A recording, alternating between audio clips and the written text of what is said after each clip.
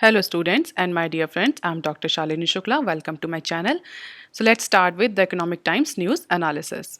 In today's discussion, we are going to cover these articles. So let's start with article number 1. JSW Steel seeks time till March to close BPSL deal. In the process of acquisition of Bhushan Power and Steel Limited, Sajjan Zindaland JSW Steel has asked for more time until March next year. Last year Bhushan Power and Steel limited company के resolution process में Jindal JSW steel ने Bhushan Power and Steel limited को खरीदने की bid करी थी, जिसके बाद जेएसडब्ल्यू ने वो टेंडर विन किया था and the process was started in financial year 2019 but it is still not completed. और जो Bhushan Power and Steel limited के जो लेंडर्स हैं, specially Punjab National Bank, that is asking for JSW to wind up the process soon and initiate the fast track acquisition of Bhushan Power and Steel limited. तो उसी news में JSW ने अभी फ़िलहाल के लिए कमेटी ऑफ क्रेडिटर्स, जो कि बेसिकली पंजाब नेशनल बैंक से के द्वारा लेड करी जा रही है, उससे मार्च 2021 तक का टाइम मांगा है in order to complete the acquisition process of Bhushan Power and Steel Limited. In February financial year 2020, the National Company Law Tribunal appellate body has approved the 19,700 crore resolution plan of JSW Steel to take over the bankrupt company Bhushan Steel. और ये acquisition जो ये verdict आया था, ये with certain conditions आया था, जिसमें जो नए ओनर होने वाले, जो भूषण स्टील का जो नया ओनर होने वाला था, उसने ये कंडीशन रखी थी कि उस कंपनी के अगेंस्ट कोई भी इन्वेस्टिगेशन ना कैरी आउट करी जाए, जो कि ऑलरेडी इनिशिएटेड थी भूषण पावर एंड स्टील के प्रमोटर्स के अगेंस्ट. तो इस कंडीशन के साथ National Company Law Tribunal body ने JSW के प्रपोजल को अप्रूव किया था. Since then the lenders was asking to JSW to initiate and fast track the acquisition process of Bhushan Power and Steel. क्यों? क्योंकि उनका मनी, जो उनका जो पैसा फंसा हुआ है लेंडर्स का, स्पेशली पंजाब नेशनल बैंक का बहुत ज़्यादा पैसा फंसा हुआ था भूषण स्टील में. तो committee of creditors is continuously asking JSW to initiate the process. अब JSW ने एक लेटर का रिप्लाई, जो कि कमेटी ऑफ क्रेडिटर्स ने लेटर इशू किया था JSW को, उसके रिप्लाई में कंपनी ने अब फ्लेक्सिबिलिटी मांगी है मार्च 31, 2021 तक. कंपनी का ये कहना है कि it's a very huge resolution plan, 90,700 crore का रेजोल्यूशन प्लान है, और because of the financial market dislocation, इस समय कोविड-19 की वजह से फाइनेंशियल मार्केट जो है वो बहुत डिसलोकेट चल रही है, शेयर्स के प्राइसेस बहुत अप्स एंड डाउन चल रहे हैं. तो इस सिचुएशन में कंपनी को फ्लेक्सिबिलिटी दी जाए कि वो मार्च 31, 2021 तक इस एक्विजिशन को कंप्लीट कर पाए. ऑन द अदर हैंड, जो लेंडर्स हैं भूषण स्टील के, they are continuously asking from Bhushan JSW and the Supreme Court that the process should be speed up, क्योंकि उनका जो लोन अमाउंट है भूषण स्टील में, उसका इंटरेस्ट लॉस तो हो ही रहा है लेंडर्स को. प्रिंसिपल में जो नुकसान हुआ वो तो हुआ ही, but on the other hand, due to the payment delay by JSW, due to the acquisition delay by JSW, the lenders, especially Punjab National Bank and other lenders are also suffering from interest on their loans. हालांकि company का अपना point of view, company का कहना है it is a strategic deal for company and because of the market dislocation, it is crucial for the company to actually start the acquisition process of Bhushan Steel. और lenders का ये कहना है कि they are suffering from the interest loss due to the delay would have to be borne by JSW.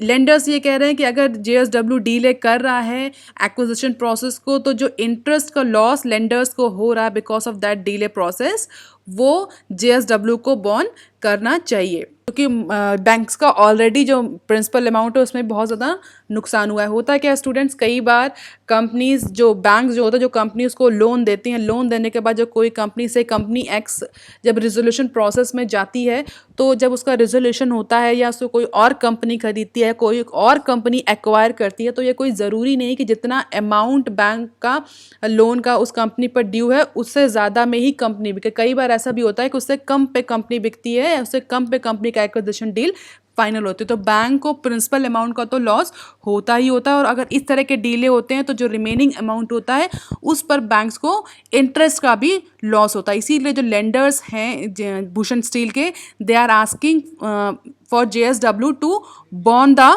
जो interest का loss हो रहा है वो JSW को बेयर करना चाहिए, क्योंकि बैंक्स का ऑलरेडी जो रिकवरी थी वो ड्राई अप हो चुकी हैं। स्टूडेंट, अगर आप थोड़ा सा इंडस्ट्री से अवेयर हो तो आपको पता होना चाहिए कि इस जो रिजोल्यूशन प्लान्स होते हैं, जो लोन ग्रांटिंग होती है, इसमें भी बहुत ज़्यादा करप्शन इन्वॉल्व होता है। कई बार जो बड़ी जो मेजर कंपनीज होती हैं वो एक छोटी सब्सिडरी कंपनी खुद की बनाती हैं, खुद में उसमें प्रमोटर होती हैं, देन उस सब्सिडी के नाम से लोन लिया जाता है और फिर उस सब्सिडी को रिजोल्यूशन प्लान में डाल दिया जाता है, और कम रेट में वही कंपनी या उसी की और दूसरी सब्सिडी या सिस्टर कंपनी उसी अपनी सेम कंपनी को कम रेट में खरीद के वो लोन से बच जाते हैं। बहुत सारा इसमें करप्शन इन्वॉल्व होता है, that I am not going to discuss here. But अभी के लिए फ़िलहाल इस न्यूज़ के लिए बैंक्स ने JSW से जो लोन का लॉस, जो इंटरेस्ट लॉस हो रहा है उसको बेयर करने के लिए कहा है, अगर JSW मार्च 31, 2021 तक अपने एक्विजिशन प्लान को स्टार्ट करता है। तो आप देख लेते हैं article number 2, that is EPFO में slash financial year 20 interest rate. The employ provident fund organisation is now going to reduce its interest rates from 8.5%। कितना होने वाला है ये अभी नहीं पता। फिलहाल के फाइनेंशियल ईयर के लिए जो EPFO ने इंटरेस्ट रेट डिक्लेयर किया था 8.5% का, अपकमिंग मीटिंग जो finance investment and audit committee की होने वाली है, FIAC की जो मीटिंग होने वाली है, उस मीटिंग में ऐसा कहा जा रहा है कि अब EPFO 8.5% से कम का इंटरेस्ट रेट डिक्लेयर कर सकता है फाइनेंशियल ईयर 20 के लिए, 21 के लिए। क्यों ऐसा EPFO करना जा रहा है? EPFO के अपने कंसर्न है। EPFO का कहना है कि डिक्लाइन हुआ है उसका रेट ऑफ इन्वेस्टमेंट, जो इन्वेस्टमेंट होते हैं उन पर जो रिटर्न आता है, ये EPFO होते हैं, पेंशन फंड्स, ये सब मार्केट में पैसे लगाते हैं, इन्वेस्ट करते हैं, उसी रिटर्न से ये इंटरेस्ट रेट अपने सब्सक्राइबर्स को देते हैं। तो EPFO का टेक है कि declining return on interest investment, tepid cash flow, lowering the payout on retirement saving, all these factors have caused the EPFO to slash the interest rate from 8.5%. तो अगर EPFO इस डिसीजन पे जाता है, जो पिछली बार का डिक्लेयर इंटरेस्ट रेट था फाइनेंशियल ईयर 20 का 8.5%, उससे डिक्रीज होता है, तो इससे EPFO के 60 मिलियन सब्सक्राइबर जो हैं वो अफेक्ट होंगे। And if you talk about from the point of view of the investment, employ provident fund is considered as one of the safest investment mode, जिसमें ऐसा बोला जाता है कि एक तो कम FD और अदर इंटरेस्ट रेट के अलावा ज़्यादा इंटरेस्ट रेट मिलता है, ऑन द अदर हैंड कई सारा इंटरेस्ट रेट जो कि ऑलरेडी टैक्स स्लैब में आता है या टैक्स हो जाता है अदर इन्वेस्टमेंट मोड में, वो EPFO में नहीं होता है। इसमें EEE का मॉडल फॉलो होता है, एग्जेम्प्ट एग्जेम्प्ट एग्जेम्प्ट। तो ये बेसिकली मिडिल क्लास सेक्शन, जो सैलरीड एम्प्लॉयज़ होते हैं, ऑर्गेनाइज्ड लेबर्स होते हैं, उनके लिए ये इन्वेस्टमेंट मोड बहुत ही लूक्रेटिव इन्वेस्टमेंट मोड होता है। तो अगर इसमें EPFO इंटरेस्ट रेट डिक्रीज करता है तो it will be the huge impact on middle class income based employees. The interest rate was declared based on the earning of financial year 20, but the payout to subscriber will be made in the second half of the current financial year. और expert का ये कहना है कि it is more likely कि जो meeting होने वाली है FIAC की, उस मीटिंग में इस इंटरेस्ट रेट के डिसीजन को स्लैश करने के डिसीजन को एक्सेस किया जाए, EPFO की एबिलिटी कैपेसिटी को चेक किया जाए कि व्हाट अमाउंट ऑफ कैश और लिक्विडिटी EPFO हैज़ टू पे इट्स डिक्लेयर इंटरेस्ट, एंड बहुत ज़्यादा चांसेस हैं कि EPFO इस फाइनेंशियल ईयर का इंटरेस्ट रेट डिक्रीज कर दे। और जो 8.5% का इंटरेस्ट रेट डिक्लेयर किया गया था फर्स्ट वीक ऑफ मार्च में जो डिक्लेयर किया गया था, उसको हालांकि अभी अप्रूवल मिला नहीं है फाइनेंस मिनिस्ट्री से, तो और ज़्यादा चांसेस हैं इस बात के कि इस रेट को रिवाइज किया जाए। The labour ministry can notify the rate only after the finance ministry approves it.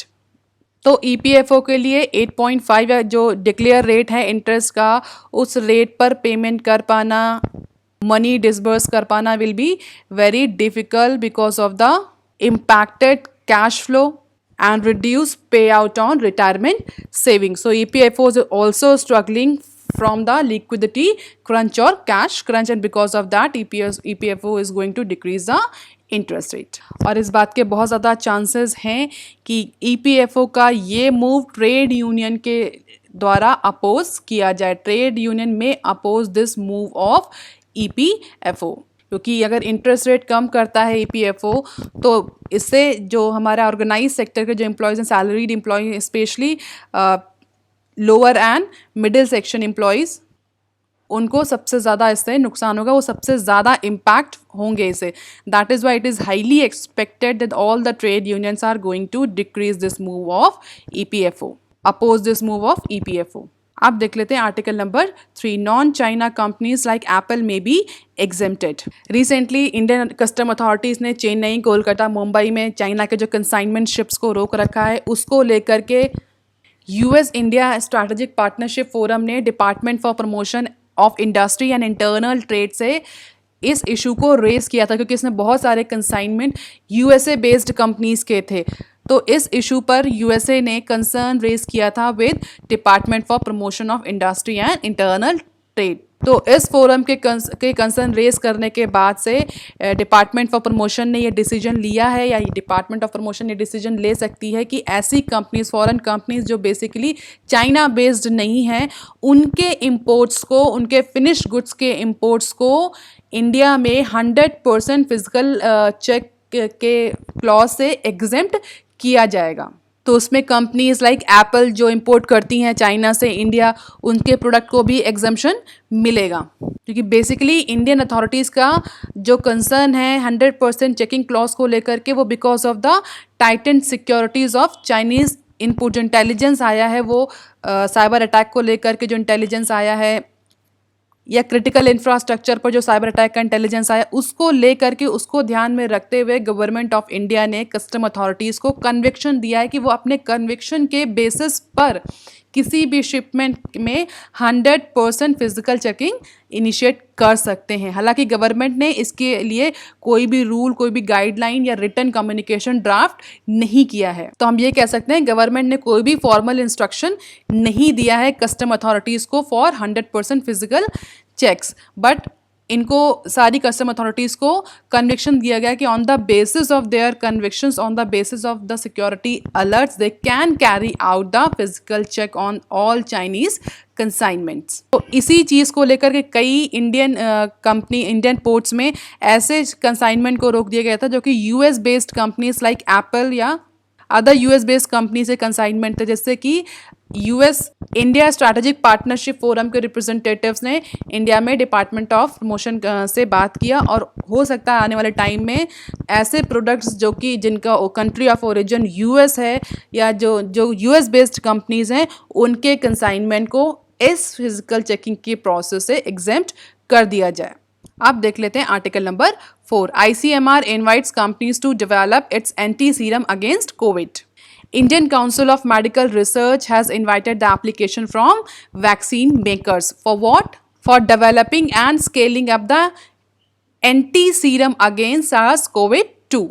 अगर आपको पता हो, recently Indian institute of virology ने कोरोना वायरस या SARS-CoV-2 वायरस को आइसोलेट किया है उसका, और उसको स्टैंडर्डाइज किया है, जिसके लिए अब उस वायरस के अगेंस्ट एक्विनिन एंटी सीरम डेवलप किया जा सके। और इसीलिए Indian council of medical research ने एंटी सीरम डेवलपमेंट के लिए डिफरेंट कंपनी से एप्लीकेशन इनवाइट किया है। और इस प्रोसेस में ICMR can grant certain types of non-exclusive license to the manufacturers, a royalty of 5% on sales and use, practice of licensing technology to manufacture, sell and commercialize this product। तो बहुत सारे ऐसे benefits हैं जो ICMR grant करेगा उन manufacturing companies को जो कि इसमें एप्लीकेशन देंगी और एंटी सीरम डेवलपमेंट में हेल्प करेंगी। बहुत सारे इंसेंटिव प्लान्स भी इनिशिएट किए हैं ICMR ने in order to attract the largest number of the applications from pharmaceutical companies. ये एंटी सीरम का ट्रीटमेंट अगर हम बात करें, जो ब्लड सीरम होता है जिसमें एंटीबॉडीज एक्चुअली होते हैं, it is a process in which the blood serum is developed that contains the antibodies against a special virus. In this case the virus is COVID-19। तो ऐसा ब्लड सीरम डेवलप या anti serum develop किया जाता है जिसमें already particular virus से fight करने के लिए एंटीबॉडीज होते हैं, और यही एंटीबॉडीज, यही सीरम फिर ऐसे क्रिटिकली इल पेशेंट में इंजेक्ट किया जाता है so that they can fight और they can recover from that critical infection. अगर हम पिछले कुछ एग्जाम्पल्स की बात करें तो एंटी वेनम सीरम जो स्नेक बाइट्स के लिए यूज़ होता है, एंटी रेबीज सीरम जो कि रेबीज और एंटी टेटनस इस तरह के ट्रीटमेंट में ये एंटी सीरम टेक्नोलॉजी यूज्ड होती है। तो अब इसी टेक्नोलॉजी को कोविड-19 के लिए भी यूज़ करने के लिए ICMR इनवाइट कर रहा है एप्लीकेशन फ्रॉम वैक्सीन मेकर्स। अब देख लेते हैं article number 5, another work from home gains for white collars, work for multi companies or multiple companies. This news is basically related to the white collar employees and the tremendous opportunity available for white collar employees from the wave of work from home model. जैसा कि हम सभी जानते हैं इस कोविड-19 की situation में बहुत सारी कंपनीज अपने एम्प्लॉयज़ को वर्क फ्रॉम होम की फैसिलिटी दे रही है, और ऐसा कहा जा रहा है इस कोविड-19 की सिचुएशन के इम्प्रूव होने के बाद भी अब ये वर्क फ्रॉम होम मॉडल जो है वो न्यू नॉर्मल बन करके सामने आएगा, जिसमें बहुत सारी कंपनीज इस कोविड-19 पैंडेमिक के ओवर होने के बावजूद भी वर्क फ्रॉम होम का मॉडल कंटिन्यू रखेंगे, क्योंकि उससे बहुत सारे बेनिफिट जो कि हम पहले ऑलरेडी डिस्कस कर चुके हैं बिजनेस स्टैंडर्ड की न्यूज़ एनालिसिस में कि वर्क फ्रॉम होम से कंपनी को भी बेनिफिट होता है, एम्प्लॉयज़ को भी बेनिफिट होता है और इकोनॉमी को भी बेनिफिट होता है।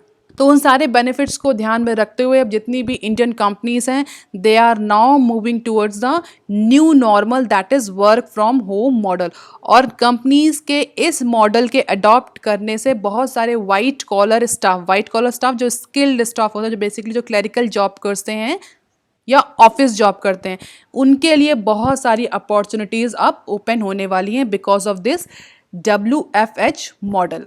अब देख लेते हैं इससे क्या क्या एडवांटेज होगा और किस किस सेक्शन को एडवांटेज होने वाला है।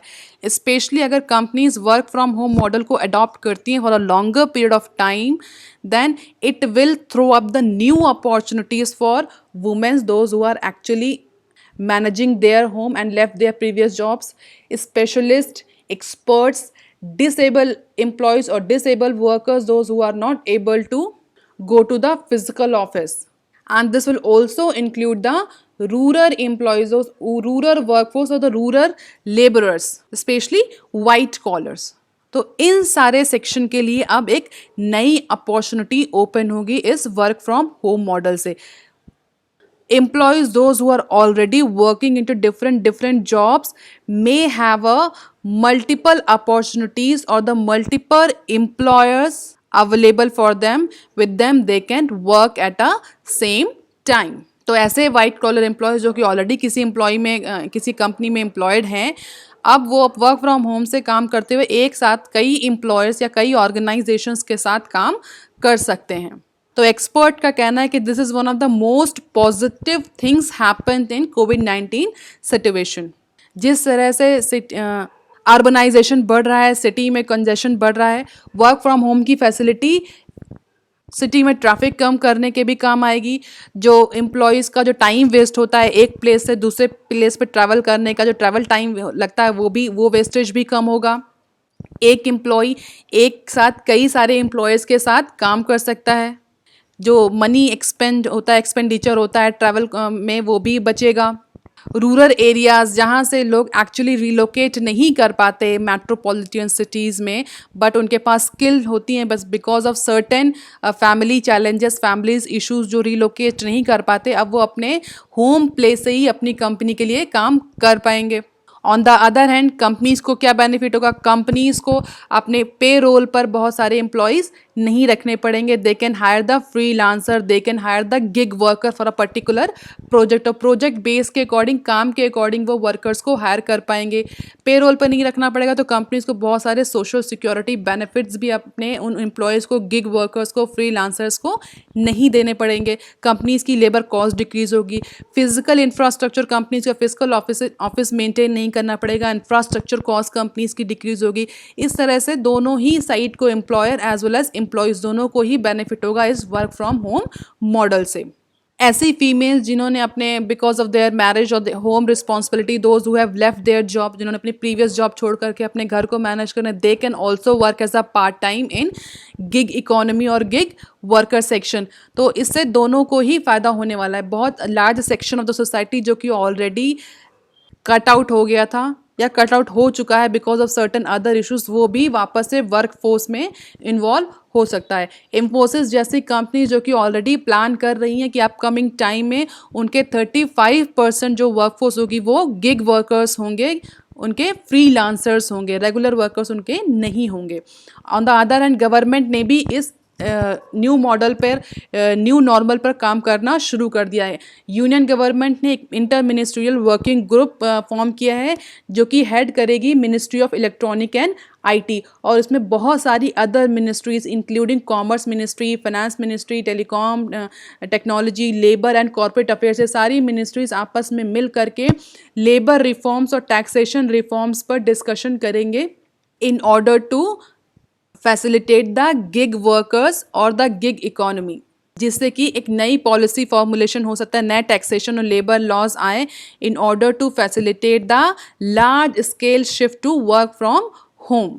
तो गवर्नमेंट ने भी एक inter ministerial working group set कर दिया है in order to check the feasibility of the taxation and labour laws in case of gig workers. तो उनको भी रेगुलाइज करने के लिए, उनके लिए भी लेबर लॉ रिफॉर्म्स लाने के लिए, क्योंकि जनरली गिग वर्कर्स और फ्रीलांसर्स जो होते हैं वो किसी भी लेबर लॉ के अंदर नहीं आते। वो कॉन्ट्रेक्चुअल एम्प्लॉयज़ होते हैं, उनको काम दिया जाता है, वो अपना काम करके वो फिर दूसरी कंपनी या दूसरे कॉन्ट्रैक्ट की तरफ चले जाते हैं। उनकी कोई रिस्पॉन्सिबिलिटी कंपनी की तरफ नहीं होती, ना ही कंपनी की कोई रिस्पॉन्सिबिलिटी होती है उनको फर्दर सपोर्ट या कोई सोशल सिक्योरिटी बेनिफिट देने की। तो गवर्नमेंट ऑफ इंडिया अब इस न्यू नॉर्मल पर ध्यान दे रही है, क्योंकि आने वाले टाइम में कंपनीज स्पेशली आईटी और आईटी इनेबल जो इंडस्ट्रीज़ हैं, आईटी इनेबल टेक्नोलॉजी से जो इंडस्ट्रीज़ हैं, वो भी गिग वर्कर्स पर या फ्रीलांसर्स पर रिलाई करने जा रही हैं। जैसा कि इन्फोसिस के 35% वर्कफोर्स अपकमिंग फ्यूचर में गिग होगी, इसी तरह टीसीएस ने भी बोला है कि अपने 75% तक अपने जो वर्कर्स हैं उनको वर्क फ्रॉम होम की फैसिलिटी प्रोवाइड करेगी। तो इस तरह की अपॉर्चुनिटीज़ और चेंजिंग पैटर्न्स को लेकर के गवर्नमेंट भी प्रोएक्टिव हो चुकी है और inter ministerial working group constitute कर दिया गया है। तो हो सकता है आगे आने वाले टाइम में हम गिग वर्कर्स या फ्रीलांसर्स से रिलेटेड भी नए टैक्सेशन और लेबर लॉस को देखें। अभी तक ये गिग वर्कर और फ्रीलांसर का जो सेक्शन है ये अनऑर्गेनाइज सेक्शन में आता है, जिसमें बहुत ज़्यादा लेबर लॉज एप्लीकेबल नहीं होते, बहुत ज़्यादा टैक्सेशन लॉज एप्लीकेबल नहीं होते। इसीलिए गवर्नमेंट ऑफ इंडिया भी अब इस नए नॉर्मल को फैसिलिटेट कर रही है। That's all for today students. If you like please share and subscribe. Thank you.